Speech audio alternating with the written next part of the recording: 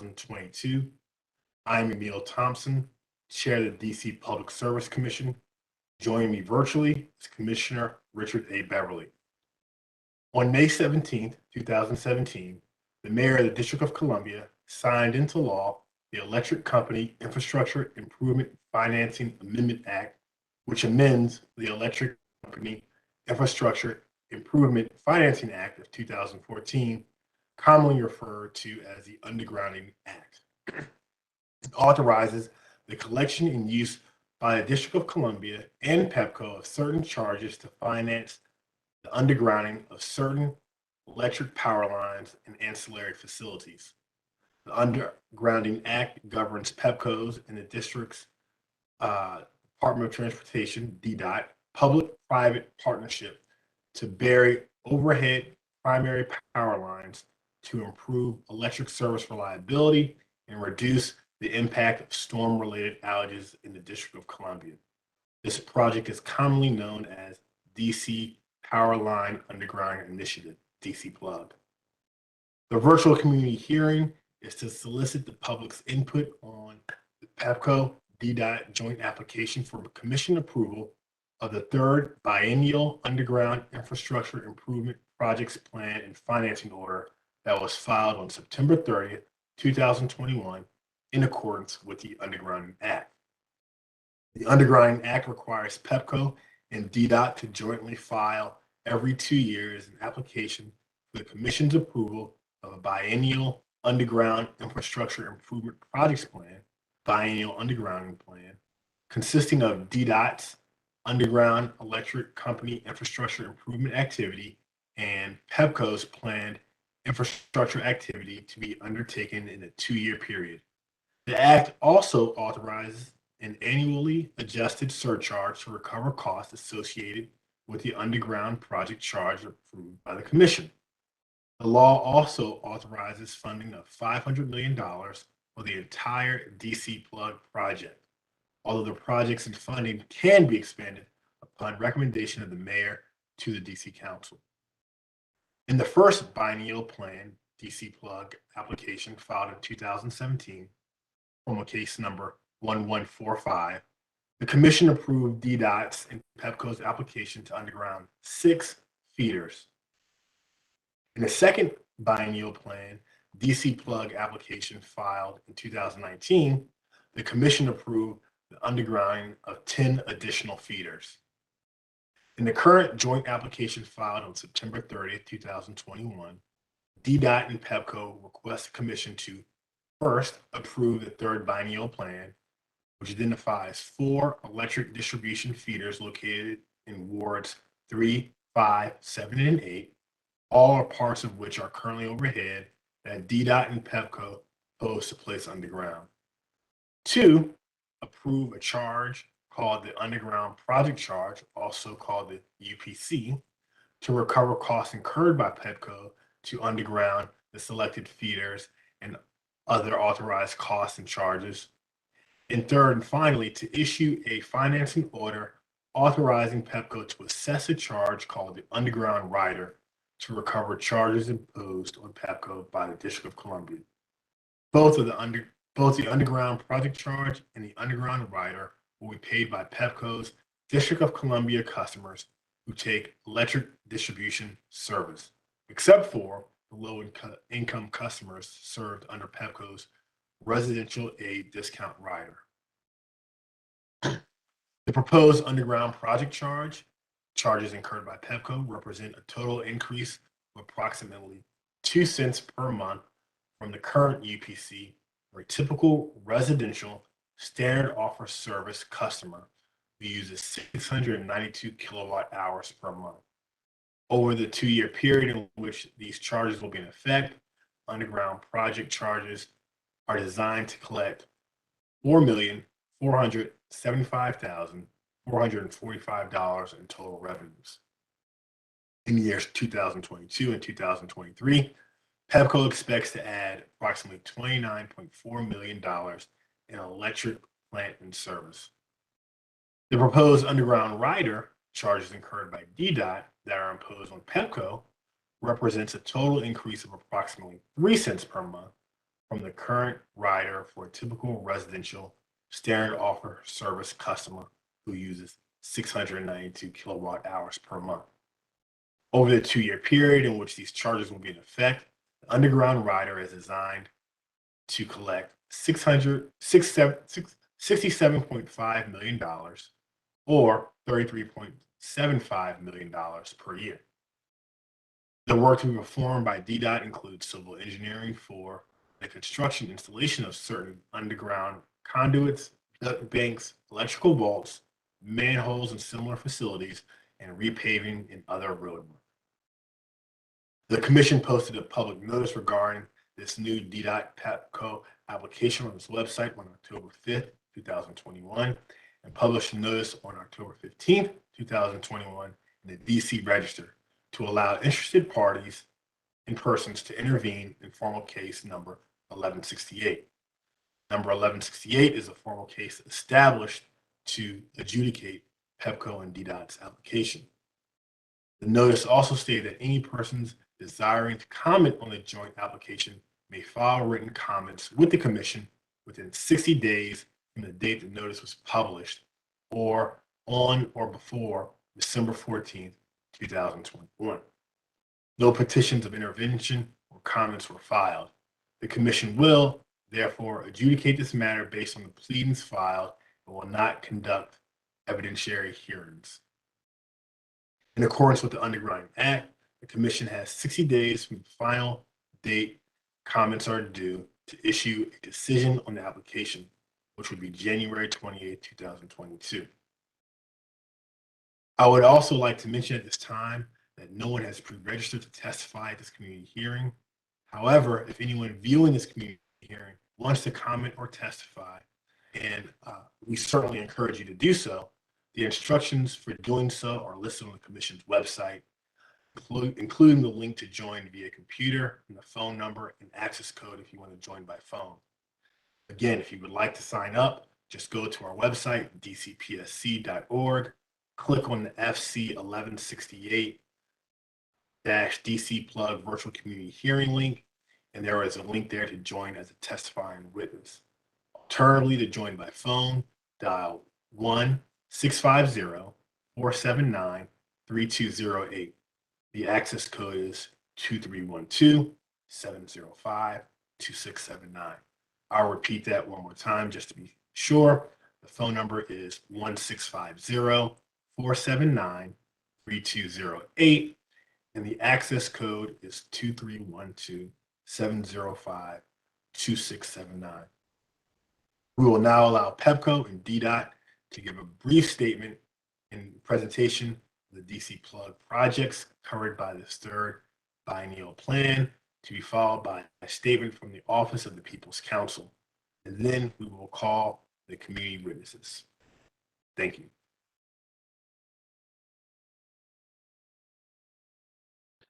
Hi, good evening, Emil. This is Aaron Smith from Pepco. I wanted to know, do we need to project that we have a presentation that we would like to provide?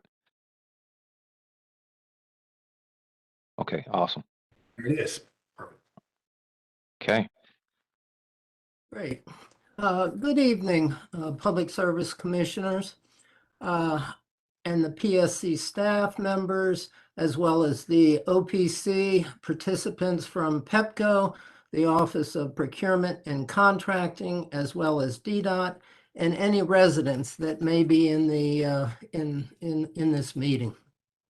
I'm Ronald Williams. I'm with DDOT, and my colleague, Aaron Smith, with Pepco, want to welcome you to the District of Columbia Powerline Undergrounding Initiative for the third and final District of Columbia Public Service Commission community hearing. I have a few housekeeping rules. I think everybody will know where to find the restrooms and what to do in the event of a fire. So we don't need to get into the details. However, I would like to ask you to hold your questions until we complete the presentation. Next slide, please. The agenda is the background and history, task force evaluation and recommendations, existing overhead system, before and after DC plug initiative, third biennial plan feeder locations, the third biennial plan, community facts for 15174, and a one-line diagram for feeder 15174. Our integrated communication strategy, DC plug education plan, paying for the DC plug initiative, the DC plug video, and the appendix. Next slide, please. Our background in history: severe weather events, especially those between 2010 and 12, challenged the electric system's resiliency and led to increased customer interruptions due to major storm events. The mayor's executive order established a task force to evaluate options to improve resiliency during severe weather events. The task force members represented a broad cross-section of stakeholders: the mayor's office and other district agencies, the Council of the District of Columbia, the Public Service Commission, the Office of People's Counsel, Pepco, business, and resident representatives. The Electric Company Infrastructure Improvement Financing Act of 2014 became law on May 3rd of 2014. And was further amended on May 17th of 2017, and the Powerline Undergrounding Program Certified Business Enterprise Utilization Amendment Act of 2019 became effective September 11th, 2019. Next slide, please. The task force evaluation and recommendations. The task force used a model to analyze outage data and service value to the community for all overhead feeders in the District of Columbia. The feeders are primary distribution power lines that provide service to approximately 1,100 people within a neighborhood. The recommended criteria for choosing which feeders would be moved underground include the average frequency of outages, SAFE, the outage duration of outages, SADI, and the economic impact, which we call CMI, or customer minutes impact per dollar. The final recommendation is to improve the underground primary and lateral lines of the least reliable feeders in wards 3, 4, 5, 7, and 8. Those wards were chosen because of the amount of tree cover and the fact that wards 1, 2, and 6 are already primarily undergrounded. Pepco's existing reliability programs will be continued in all wards. Next slide, please.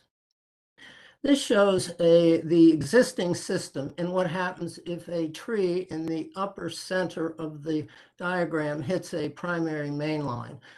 Initially, you've got everything is green. When the tree comes down, it takes down the power lines. In addition to residents and businesses would lose power. Next slide, please. This shows what happens after DC plug is completed.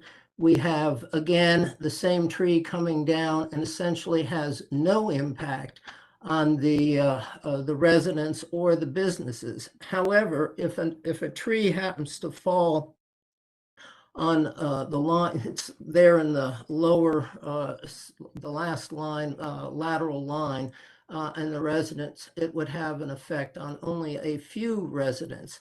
And so the blue dashed lines represent the undergrounded primary and lateral feeders that would be undergrounded. Next slide, please. These are the feeders in the third biennial plan. They're depicted by kind of a dark magenta color, starting in Ward 3 and working around clockwise. First feeder is 00075. In Ward 5, we have feeder 14009. In Ward 7, we have 00347. In Ward 8, we have 15174. That completes my portion of the presentation. I'd like to turn this over to my colleague, Aaron Smith. Thank you. Good evening, commissioners. Good evening, Chairman Thompson. Good evening, OPC and all of the participants for today's meeting. I would like to go to the next slide if possible. So as Mr. Williams from DDOT mentioned, we are here to present, our third biennial plan. And in accordance with the act, we filed our third and final biennial plan on September 30th, 2021. It does cover a 2-year period ranging from 2022 to 2023. And as mentioned earlier in the presentation, at the very beginning, the third biennial plan is primarily a large effort between Pepco and DDOT to construct underground facilities to install underground electric distribution for our overhead feeders affected by outages. These are the feeders here in the actual table that we plan to underground if approved. We've submitted these 4 feeders. It's feeder 75 in Ward 3. It is served by 364 customers. Feeder 14009 in Ward 5, served by 1,631 customers. Feeder 347 in Ward 7, it serves 826 customers, and then feeder 15174 in Ward 8, served by 2,393 customers. All of these feeders are comprised of both 13 kilovolt as well as 4 kilovolt feeders. Next slide, please. This is a depiction of one of the feeders that we're going to underground. It's feeder 15174. It's in Ward 8. And as mentioned in a previous slide, it does serve customers, roughly 2,393 customers. The customers that it serves are in the vicinity of Alabama Avenue, Savannah Street, also between Woodland and Shipley. Approximately 91% of the customers are residential and 9% of the customers are commercial on this feeder. It is a 13 kilovolt distribution feeder. And as you see below, here's a snapshot of some of the work that'll be entailed with undergrounding this feeder. It's comprised of roughly 83 manholes that will be installed. Roughly 4.8 miles of duct bank or trench will be executed throughout the streets. 63 transformers will be installed, and then roughly 2.95 miles of mainline cable and 10.69 miles of lateral cables will be installed. Next slide, please. This is a schematic that we have. It's an underground schematic that shows roughly the actual location of where those facilities will be installed. As you see on the picture on the right-hand side, you have the existing underground primaries that are already existing out in the field. What you see in the red is what we propose to underground. Those are our primary laterals. And then as you heard me mention in the previous slide, the light blue line depicts the primary trunk or the main line that will be installed. So as Mr. Williams mentioned earlier, or you may have heard in previous discussions, the main line is comprised of just the overall, it comprises of the part of the system where we're actually, it's not serving the customers exactly. The laterals coming off of the actual main line, they serve the customers along with the transformers. But the actual main line, as depicted here, will be the main thoroughway for the actual feeder. It's almost like our expressway for the feeder itself. And then it gets taken down to a more usable level via the laterals itself in the secondaries. Next slide. As part of the third and final biennial plan, we do have a communication strategy that it mimics the first and second biennial plans. In that, it is a comprehensive plan to educate and update the district customers and overall all of the stakeholders roughly about the overall scope of work for DC Plug. And it is responsible in ensuring that the information depicts what reliability enhancements will be made as part of the plan. As part of our overall communication strategy, we intend to, as part of the third biennial plan, as similar to what we've done with the first and second, hold community engagement events. We've held various meetings in the past where the DC Plug team has basically given an introduction on the program. We've provided many of the stakeholders with updates as far as what they can expect from the program, as well as giving them an overall schedule as to when they can anticipate construction happening in their communities. Many of the activities have involved outreach in coordination with the advisory neighborhood commissions, our ANCs, as well as the Office of People's Counsel, of course, the Public Service Commission, and then we've also participated in community meetings and other forums.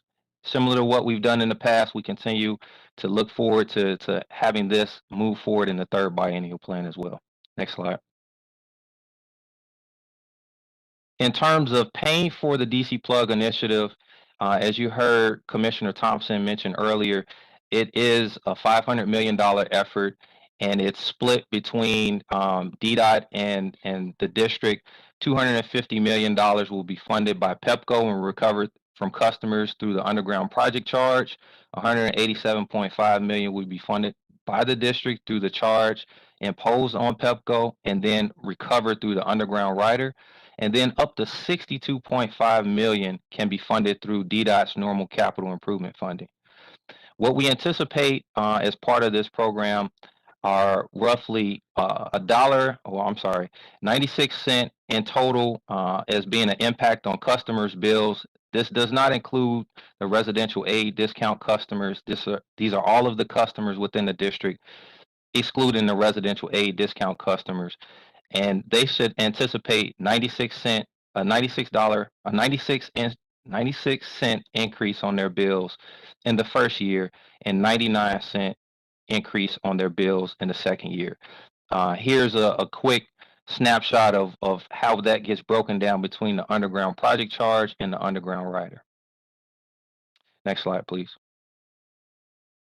Now, I'm not sure if we have the ability, but this is the last formal part of the presentation. And for those that have never seen this, this is an animated basically version of what customers can anticipate as part of the DC Plug program. So without further ado, if we can play this video, this gives a nice overview of what the program entails.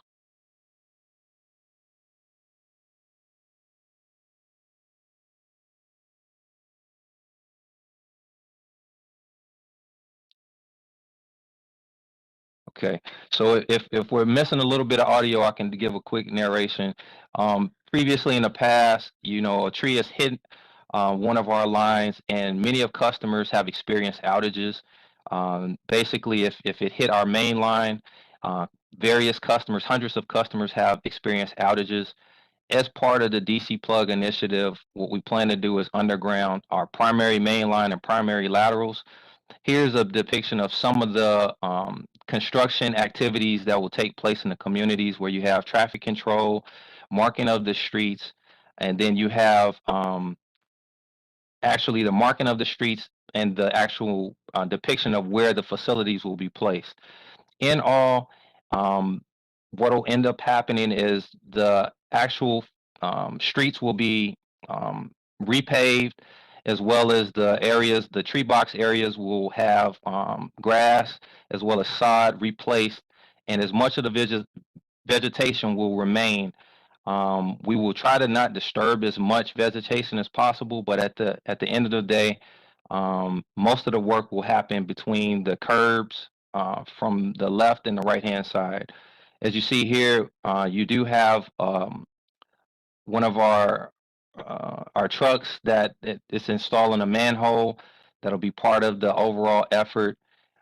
You have our trenches that'll happen in the right of way. This is our conduit being installed, ensuring that will ensure that as workers are placing this conduit in the trench line, they're safe and secured so the trenches don't cave in on them. And then overall, after the conduit is installed, this is where our cables will actually be housed. Then we'll come back and fill those holes with concrete in order to encase the duct banks. At the end, we'll restore all of the roadway back to its original state with the actual asphalt, and in some locations concrete.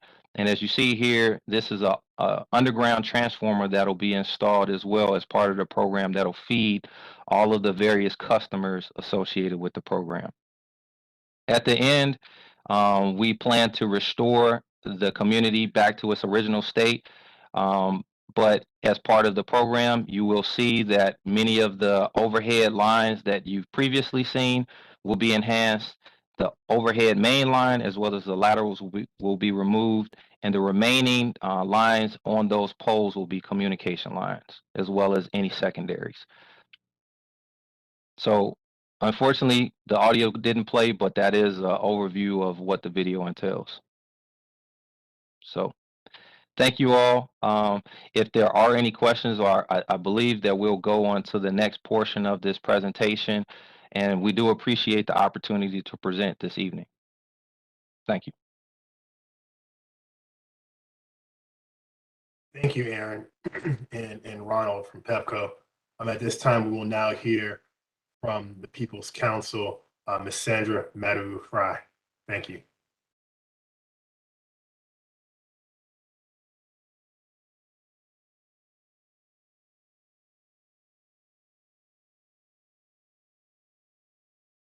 Counsel for the District of Columbia.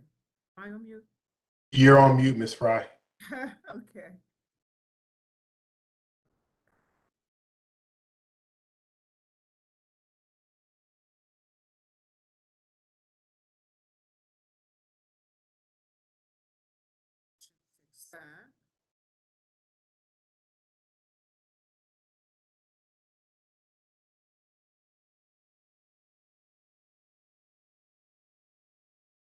Okay, I'm going to start over. Good evening, Chairman Thompson, Commissioner Beverly, and members of the viewing public. I am Sandra Madavu-Fry, People's Counsel for the District. Thank you for the opportunity to provide opening remarks at today's community third biennial underground infrastructure improvement projects plan, which is the third biennial plan. That was submitted by the District Department of Transportation, DDOT, and Pepco as part of their joint power line undergrounding initiative. The Office of the People's Counsel is an independent agency of the District of Columbia government and the statutory advocate for district gas, electric, telephone, and water consumers. OPC is committed to ensuring that consumers across all 8 wards have access to safe, reliable, resilient, environmentally sustainable, and affordable utility service. Also attending this evening's hearing are Deputy People's Counsel Karen Sistrunk and Nia Tanner, OPC's lead attorney for this case. As you are aware, OPC was a member of the initial stakeholder task force that proposed the creation of DC Plug. It was and remains a public-private partnership charged with providing recommendations to improve the reliability of the district's electric system, which was plagued with weather-related power outages for decades. Since its inception, OPC has diligently represented consumer interests by filing comments on prior biennial plans and educating the public about the progress. The district, congruent with national and global climate changes, is experiencing more frequent and extreme weather events. Meteorologists and scientists predict that these events will continue. The goal of DC Plug to reduce the frequency and impact of storm-related outages by burying overhead distribution lines is commendable and necessary. Notably, and I say this with pride, the district is consistently at the forefront in protecting our environment and ensuring consumers have safe, clean, and reliable utility service. While OPC supports wholeheartedly the hardening of the district's electric system, resiliency initiatives must be well-designed, equitable, and cost-effective, especially in such cases as DC Plug, where ratepayers fund the majority of the cost of the program. OPC has been reviewing the third biennial application carefully and encourages the Commission to pay particular attention to the following 4 issues in its own review. First, equity. The impact of environmental injustice on our most vulnerable residents is alarming. District neighborhoods with the highest level of employment, poverty, asthma, and aging populations are the ones that are most vulnerable to the impacts of climate change. Measures such as DC Plug must ensure that these neighborhoods are equally served. All district neighborhoods must have access to safe and reliable service that is resilient to extreme weather.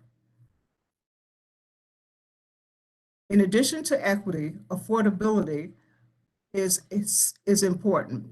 Utility service is an essential service, but district ratepayers, as we know, do not have unlimited resources, and district utility consumers are already bearing the brunt of high energy burdens.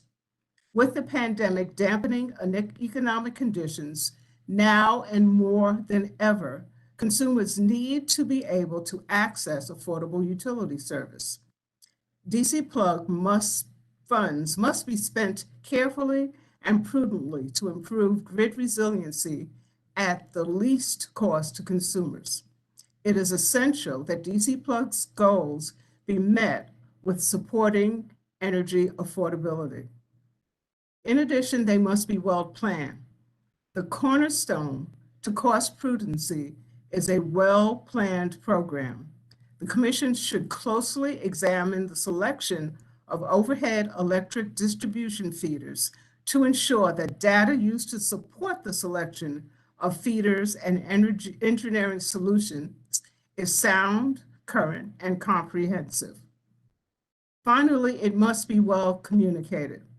Because the DC Plug initiative involves major construction with a high probability of impacting district residents and businesses, it is crucial that the program be accompanied by strong consumer outreach and education to the specific neighborhoods and communities impacted both prior to and during construction.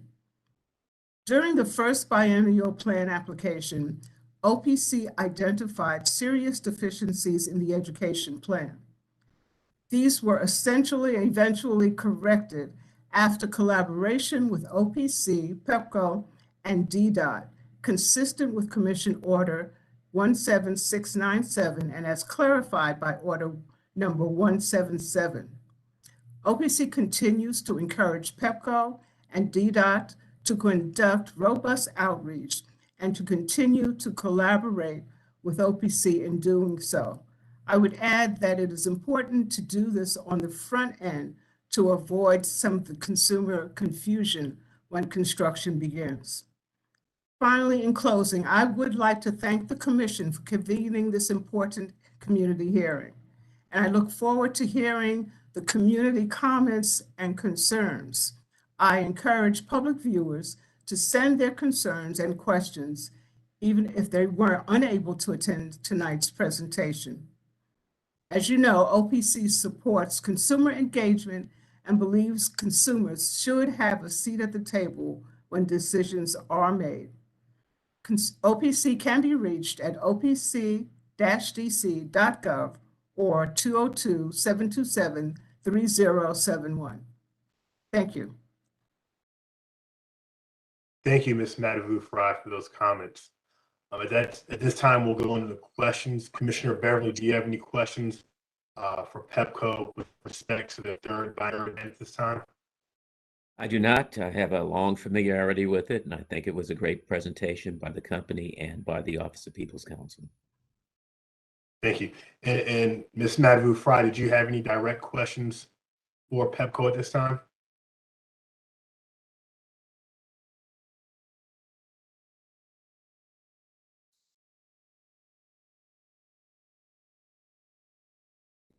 Ms. Madhu-Fry, I believe you're on mute again.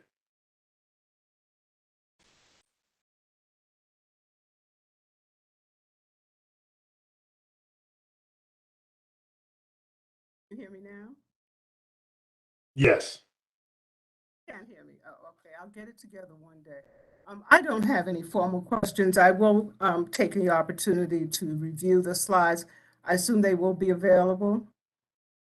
Yes. We'll make sure they are available. Thank you.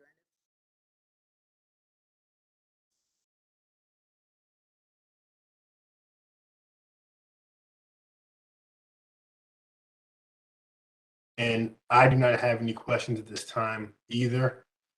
Currently, we do not have any public witnesses who have signed up to testify.